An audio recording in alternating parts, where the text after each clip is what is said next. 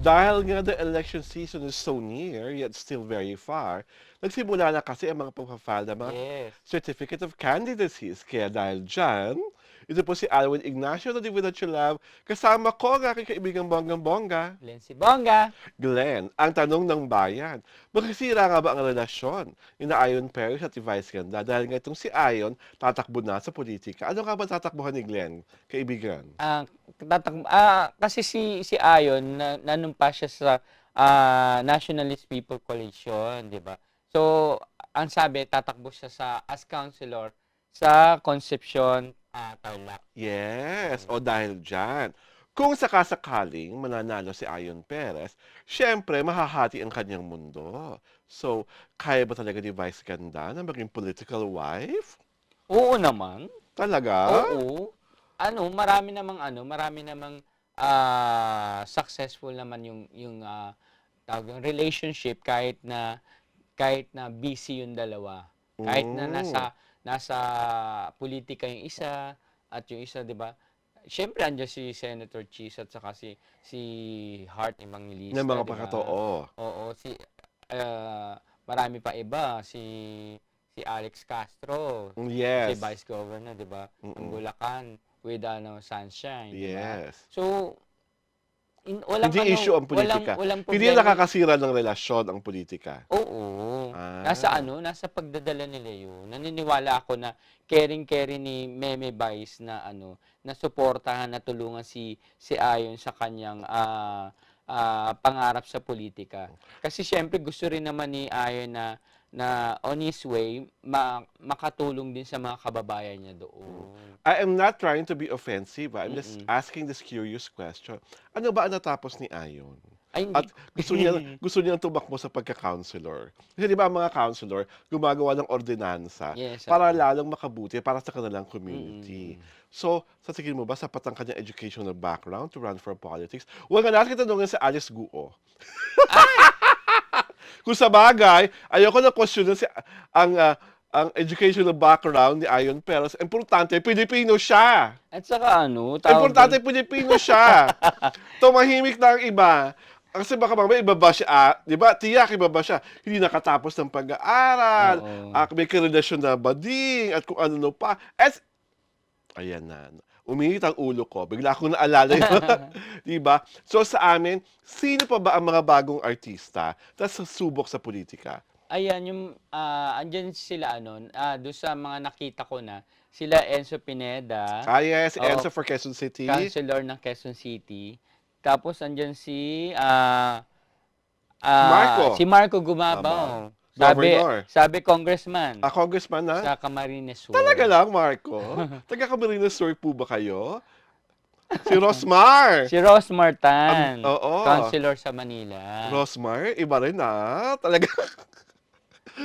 Wab- Rosmar, magbibigay ka ba ng mga beauty product para ensure ang iyong win sa pagtakbo mo sa politika niya? Oo. Meron pa bang iba na, Of course, celebrity personality na rin naman si Sam Versosa, 'di ba? Na yes, tatakbong Mayor mayor of City of oo, Manila, na makakalaban ni diba? Isko Moreno, 'di ba? Oh, Ate Oo, Hanilet.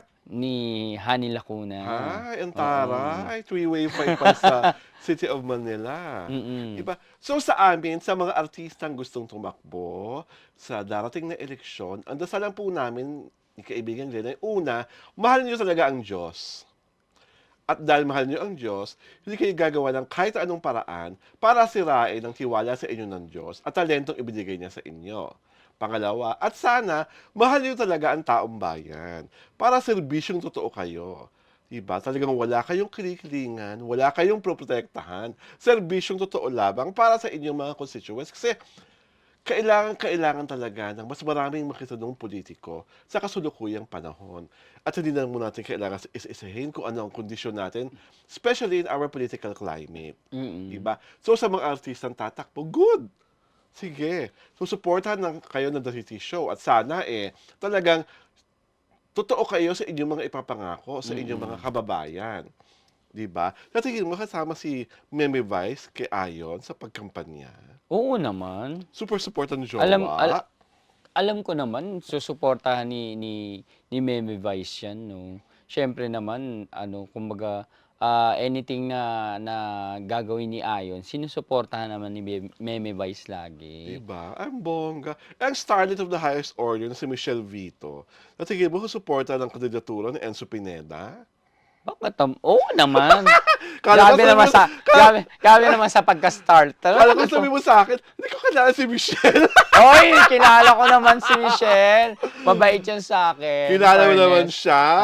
Diba? At si Christine Reyes kaya ako, suporta ng jowa-jowaan niya si Marco Gumamaw sa kampanya as a congressman of Kamsur. For sure naman, yung mga jowa, magiging supportive naman yan, no? Lalo yung sa So, mga ang kakalabayan din niya, ay hindi, yung jowa ni Yasi, hindi naman. Hindi ko sure kung yun ang makakalaban niya. Ah. Oo. Si Rosmar, kung suportahan kaya siya ng mga kalaban niya sa beauty industry. Lalong-lalo na si ano. Ay! My God! Di ba? Hayaan mo na siya. Hayaan mo na si Rosmar. Oo. Malakas Gusto, na gusto, gusto niya daw tumulong kasi. totoo naman. Kaya lang wag lang wag lang puro video lang. Oo. Ang wag lang parang puro lip service. Chika lang pero kulang, puro kuda, walang gawa. Oo. Dapat gawa talaga. Wag yung for the content and for, For the vlog, content, ah. and for the subscription, and for the viewership. Di ba? Naku Yung totoong servisyon Oo. totoo. Para dapat gayahin yung The Kitty Show. Serbisyong totoo kami. Kaya dahil dyan, ang aming cumulative videos, meron ng 1 million views. Ay! Gusto nyo yun? Diba? Tatahitahimik lang At kami least rito. umabot na ng milyon ng ating Milyon na ang nag-review sa mga Oo. iba't ibang naming videos. Sooner or later, lahat ng videos namin, lahat ng pinapalabas namin, milyon-milyon na talaga ang view. 9 Oh my million God! talaga! Claim it! Claim it! Claim it! Talagang, ang The TT Show ang magiging counterpart ng Japanese First Take. Ah! Tapos mag-guest na rin sa atin ng SB19. 9 million organic subscribers! Tapos SB19 ang unang-una namin Ay! guest. Tatanungin ko na talaga kung sino ba talaga ang jowa ni... Ay! Ay, ayan na. At nagmamahalan ba talaga sina? Ay! Diba? Correct. So, sa amin po, Ayon, good luck. Mm-mm. Diba? Kasi malaking pagsubok sa kakayahan mo, lalo na nga kailangan talaga ng mahabang pasensya, ng sipag, ng tiyaga, at puso. Mm-mm. At syempre pa, kailangan talagang maganda ang sasabihin mong mga, doon kami mga plataforma pag counselor Oo. Di ba, wala akong alam sa mga Meron din naman yun. Lahat naman na tumatakbo, kahit nga yung kapitan lang at di ba, kagawad sa kapitan, lahat yan may mga plataforma. Syempre, may mga may mga ipapangako sa mga tao na sana ito pa rin naman nila, di ba? Parang ang gwapo-gwapo naman ni Ayon pag naging counselor. Parang gusto ko na lumipat sa lugar na yon. Para iboto siya. Char! Pwede naman, di ba? Si Vice Gov Alex, di ba? Ang gwapo rin. Oo. Mm-mm. Sa akin, more than them being gwapo, I just hope they really bring good service to the people. Yes. Kasi yun naman po talaga ang importante. Para hindi na pupulaan ang mga artista na puro papogi lang, puro paganda lang. Kasi of recent years, yung mga artista na tumatakbo are doing good. Yes. Diba? Like Congressman Arjo Arjo Atayde. Atayde, oo. Diba? Na re-electionist ngayon, di ba? Oo, diba? The former Congressman Alfred Vargas. Mm-mm. Diba? Ang daming mga Sila Yul Servo, di ba? Oo. Alam ko tatakbo rin ulit Si Vice Mayor oo. Yul Servo. Ang dami-dami talaga mahuhusay na artista na talaga nakakatulong at nagbibigay ng totoong serbisyo sa mga tao. So good luck sa mga tatakbo. At sa tingin mo ba, may hitad na mga kababaihan na kyondi-kyondiin tong si Ayon, just so in case tatakbo na siya. Alam mo naman mga babae, minsan para-paraan din. Correct. Sa tingin mo, makakaiwas si Ayon sa mga tukso?